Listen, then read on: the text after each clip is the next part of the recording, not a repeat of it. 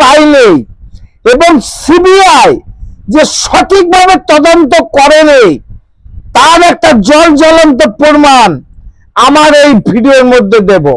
কারণ এটাকে ধামাচাপা দেওয়ার জন্য অনেকে অনেক ধরনের চেষ্টা করেছে, সেই চেষ্টা অবশ্যই সফল কতটা হয়েছে কি জানি না। তদন্তর নামে এই সিবিআই যেটা করলো সেটা ভারতবাসীর কাছে একটা লজ্জাজনক। জানেন, জীবনে আমি কোনো অন্যায়কে কোনোদিন প্রশ্রয় দিইনি।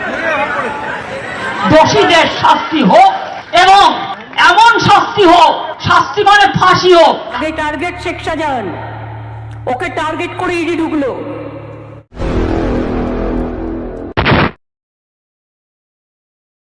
নমস্কার নমস্কার, কেমন আছেন আপনারা? আমি ভালো আছি আপনাদের আশীর্বাদে, আপনাদের ভালোবাসা আমি যথেষ্ট ভালো আছি। কিন্তু ভালো নেই অভয়ের মা, অভয়ের বাবা, ভালো নেই রাজ্যবাসী। কেন বলছি এই কথাটা?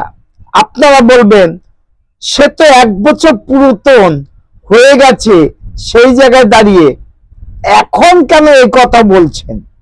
কথা বলার কারণ তো নিশ্চয়ই আছে। আপনারা ভিডিওটা দেখবেন, দেখার পরে আমি যে প্রশ্ন ছুড়ে যাব আপনাদের তরে, আপনাদের কাছে, ভেবে দেখবেন তো সেটা ভুল না ঠিক। কেন বলছি, আবার বলছি, কেন বলছি যে প্রশ্নগুলো করবো আপনাদের তরে, আপনাদের কাছে, সেখানে দাঁড়িয়ে আমরাও বলতে পারি যে প্রশ্নের উত্তর হয়তোবা কে দেবে আর কে দিতে পারবে না সেটা বড় বিষয় না।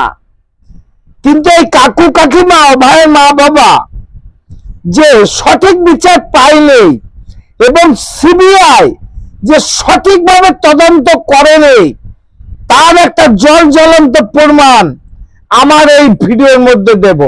কারণ এটাকে ধামাচাপা দেওয়ার জন্য অনেকে অনেক ধরনের চেষ্টা করেছে, সেই চেষ্টা অবশ্যই সফল কতটা হয়েছে কি জানি না। তদন্তর নামে এই সিবিআই যেটা করলো সেটা ভারতবাসীর কাছে একটা লজ্জাজনক।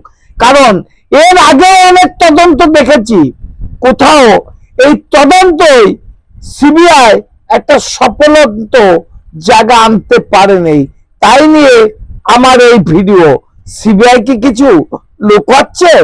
দেখাবো ভিডিওটা। এখন নানা রকম নানা ধরনের গুজো চারদিকে চলছে, মাল্টিপল লোক ইনভলভ আছে, কাউকে প্রোটেক্ট করার চেষ্টা করা হচ্ছে, 3 জনের সিমেন্ট পাওয়া গেছে, all kinds of stories are floating.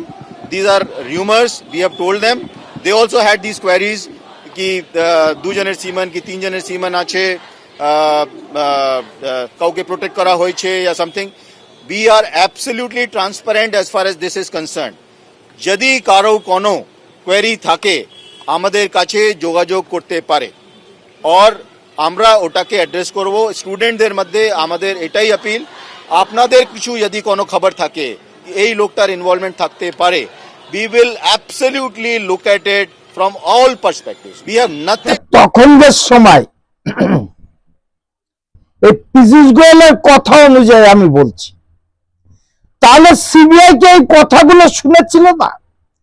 CBI এই কথার কোন সূত্র কি পেয়েছিল না? জানতে চাই বাংলা। কারণ 3 জনের সিমেন্ট পাওয়া গেছে, সেখানে দাঁড়িয়ে কেন একা ধনঞ্জয় সাজবে ওই সিভিক পুলিশ জানি না।